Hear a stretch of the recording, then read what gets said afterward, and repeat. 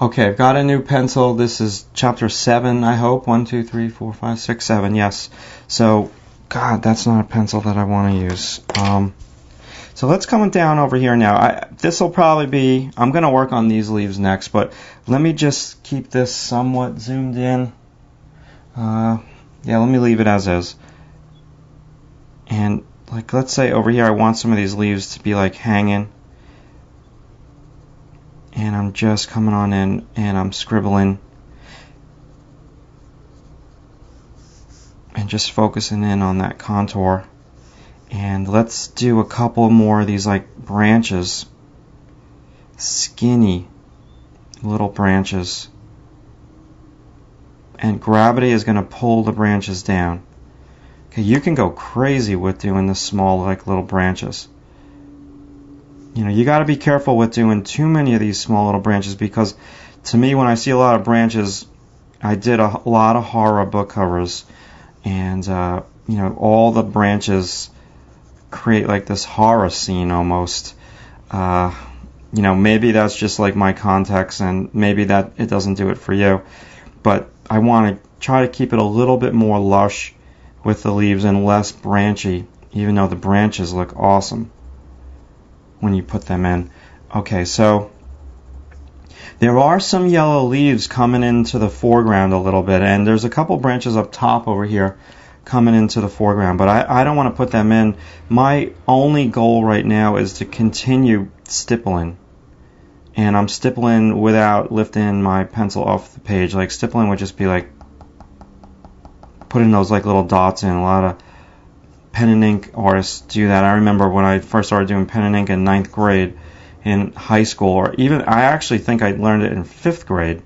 My 5th grade drawing teacher, that was like a technique that she taught us, you know, stippling, and I always remember it. So just refocusing on some of these shapes.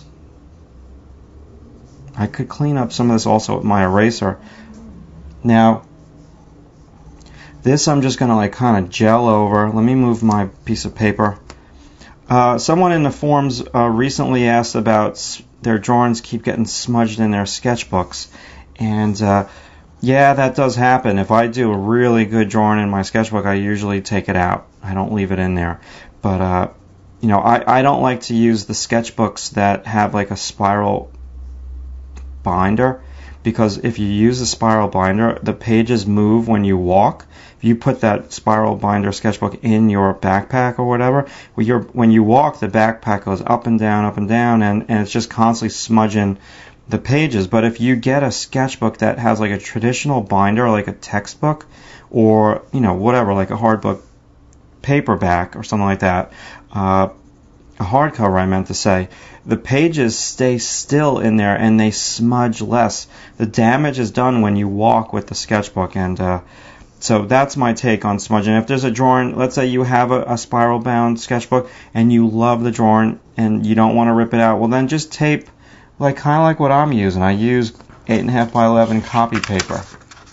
Tape this on the drawing inside of your sketchbook, so it's not going to rub against its facing page. It's going to, you know, the copy paper is going to rub against the facing page, so it'll smudge a little less. So pretty happy with the way that this is coming out. I might actually even come on in with a kneaded eraser eventually and do some more over there. Now, I've got the camera shoved up against me, so I can't really move to the left. But you can see how I'm holding my pencil like way back here. I guess I'm going to just leave that section alone for now.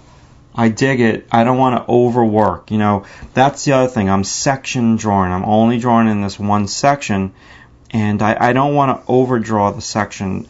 I want it, now is the time for me to start branching out and moving over to the left, so I make sure that I get like this canopy in. And when I say canopy, I hope you guys know what I mean. Just like a tent of like leaves with like this nice archway opening. I think that would be really beautiful.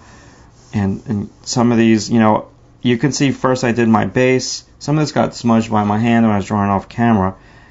And then I do my trees, now I do my leaves.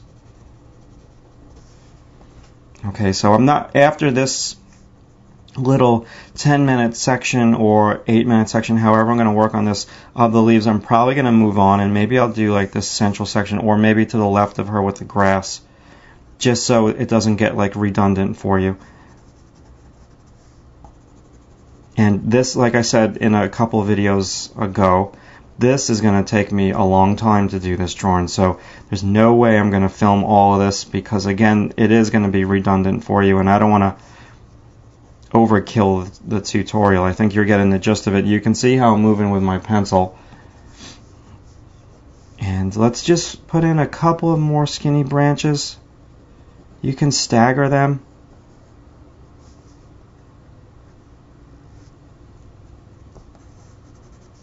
See how I'm losing this tree trunk? God, I forgot what I was going to call it. See how I'm losing this because I don't want it to grow out of her head. I completely lost the edge over here. See how I'm simplifying the tone around her? Like this, I think still needs to be a little simplified as well. You know, I don't want to have any of those pure white negative spaces.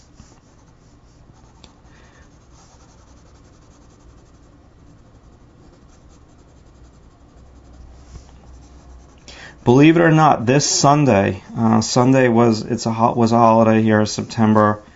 I think it was like 5th or something like that, 5th or 6th, and it was a holiday weekend, so I spent some time with my family. And believe it or not, I went back to this old Bethpage State Park for a third time in the last 2 weeks, just because they were having like a musical festival, and my little son, my 3-year-old boy, is totally into music. And so I took him there, and you know, it was just to kill some time, get him out of the house, you know, take him in and let him see this old-time music festival, whatever. And I got some more great shots of all the, and I confirmed that they are geese, so I was right. I got some great close-up shots of the geese, and I photographed. It was a little bit more like a cloudy day, and I photographed the scene in different settings with my camera, so I even got like more detail. I mean, it's overkill now. I've got too much reference, but it was good to go back and see it like in a different light. You know, if you're a fine artist again, and you know, you're working on something for like a month, it's good to go back on a cloudy day, on a sunny day, if you have the time. I mean, I did it with my family. I was kind of killing 2 birds with 1 stone. So it worked out for me. Now with this far off tree, I'm going to probably stop this tutorial soon.